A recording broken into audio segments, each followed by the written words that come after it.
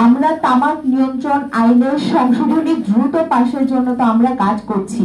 আমাদের সাথে হচ্ছে গিয়ে আমাদের একটি ইয়ুথ ফোরাম আছে, বিভিন্ন ইউনিভার্সিটি ইয়ুথরা মিলে আমাদের ইয়ুথ ফোরামটা। আর এছাড়াও আমাদের টিচার্স ফোরাম আছে, বিভিন্ন ইউনিভার্সিটি কলেজ স্কুলের টিচাররা আমাদের সেখানে সদস্য আছে, এবং আমাদের সম্মানিত আপা পলিয়াপা সেও আমাদের মাদার্স ফোরামের সাথেই আছেন, এবং তারা সবাই খুব সক্রিয়ভাবে আমাদের সাথে আমাদের এই দাবি, আমাদের এই তামাক নিয়ন্ত্রণ আইনের সংশোধনী দ্রুত পাশের জন্য খুব সক্রিয়ভাবে কাজ করে যাচ্ছেন। তো আপনাকে অসংখ্য ধন্যবাদ তার মূল্যবান বক্তব্য প্রদানের জন্য। অনুষ্ঠানের এই পর্যায়ে আমি বক্তব্যের জন্য অনুরোধ জানাচ্ছি জনাব ফাহমিদা আহমেদ, সভাপতি বাংলাদেশ উইমেন জার্নালিস্ট ফোরামকে তার বক্তব্য প্রদানের জন্য। সবসময় লিখে যাবেন যাতে আমাদের এই নিকোটিন পাউচ এই ইন্ডাস্ট্রি যেন আমাদের দেশে না হয়।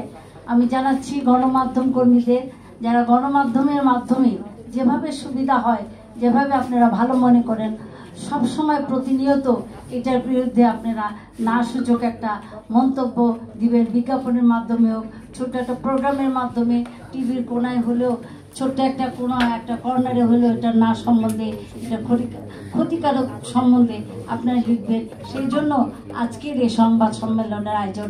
আমরা জানি আপনাদের মাধ্যমে যেটা সম্ভব, আমরা হয়তো দ্বার খুলে দিয়েছি, কিন্তু আপনাদের মাধ্যমে যেটা সম্ভব সেটা হয়তো আমাদের মাধ্যমে সম্ভব না। আপনাদের প্রচার, আপনাদের হাত অনেক লম্বা, আমাদের চাইতে লম্বা। আপনাদের সুন্দর লেখনীর মাধ্যমে, আপনাদের গণমাধ্যম কর্মীদের সুন্দর প্রচারের মাধ্যমে আমার মনে হয় আমরা খুব দ্রুত এটা সাকসেসফুল হতে পারবো বলে আমি মনে করি।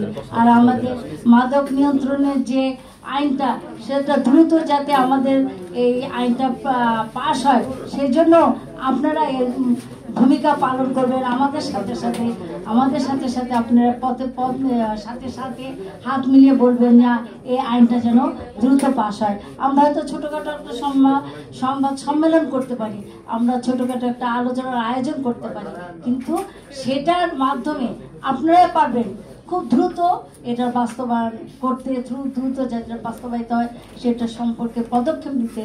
আমি মনে করি আপনাদের মাধ্যমে সম্ভব।